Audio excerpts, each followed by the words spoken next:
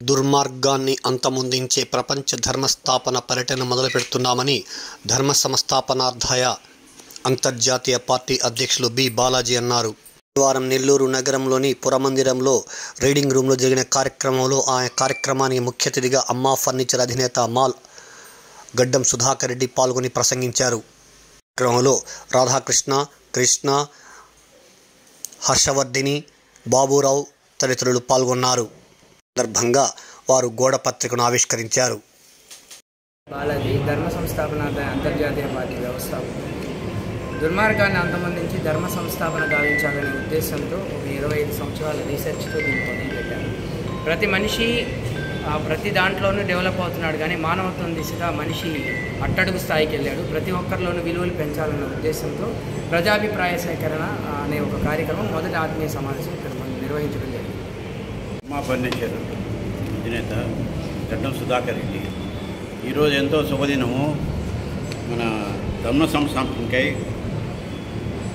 Party పెట్టిన మన బాలాజీ గారు దీనికి సహకరించిన ఇక్కడికి వచ్చిన వాళ్ళందరికీ ధన్యవాదాలు తెలుపుతూ, ప్రస్తుతము ఇది మొదటిసారి ప్రకృతి సంరక్షణ నిషేధం, సకల జీవన సంరక్షణ, విలువలతో కూడిన జీవనకి ఎలాంటి విధానాలు అవలంబించాలో అనే వాటిపై ధర్మ సంస్థానానికి నేను సైతం అంటూ నాతో ధర్మస్థాపనకు అడుగేసిన వారికి మాత్రమే స్వాగతం పలుకుతున్నాము.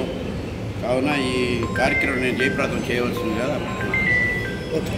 మా మిత్రులు బాలాజీ గారు ధర్మ సంస్థాపనార్థాయ పార్టీని అలాగే సంస్థని ఏర్పాటు చేశారు. చాలామంది నవ్వుకోవచ్చు, ఏది కూడా హాస్యాస్పదంగానే అనిపిస్తుంది. ప్రారంభంలో మహోద్ధృతంగా ప్రవహించేటువంటి గంగా, గోదావరి నదులు కూడా మొదట్లో అతి చిన్న పాయలుగా ప్రారంభమై తమ గంభీరంగా ప్రవహిస్తుంటాయి. వేలాది లక్షలాది ఎకరాలని కూడా పునీతం చేస్తూ, అలాగే మంచి ఆలోచనలు, మంచి భావాలు ఉన్నటువంటి బాలాజీ గారు జీవకారుణ్యం పట్ల ఒక చిన్న ఉదాహరణ.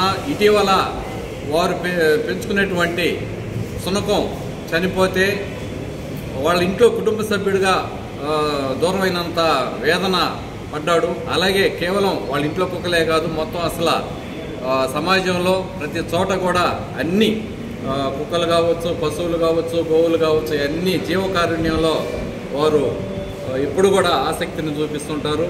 అలాగే నేటి సమాజంలో జరుగుతున్నటువంటి హింసాత్మకమైనటువంటి సంఘటనలు, అమానవీయ సంఘటనలు, అరాచకాలు, ఇవన్నిటి మీద స్పందించి తనకి అంతరంగాన్ని వాళ్ళు ఆవిష్కరింపజేస్తుంటాడు. ఇప్పుడు కూడా ఏదో ఒకటి చెయ్యాలన్న తపన ఎక్కువ.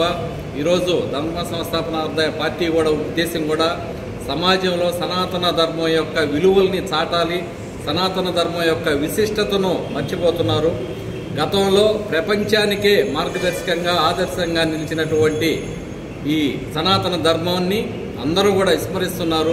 ఇవన్నీ కూడా కనీసం మన భారతదేశంలో అయినా కూడా సనాతన ధర్మ విలువల్ని చాటి ప్రపంచానికి మనం ఆదర్శంగా మళ్ళీ పునర్వైభవాన్ని సాధించాలని, అందులో భాగంగానే చిరు ప్రయత్నంగా ధర్మ సంస్థాపనార్థాయ పార్టీ పెట్టారని చెప్తున్నారు. వారి పార్టీ వైభవంలోకి రావాలి, ప్రాచుర్యంలోకి రావాలి, అందరూ కూడా దాన్ని ఆదరించాలి. అలాగే వారి ఉద్దేశాలను గ్రహించి అందరూ కూడా తోడ్పడాల్సిందిగా మిమ్మల్ని అందరూ కూడా మనవి చేసుకుంటూ సెలవు.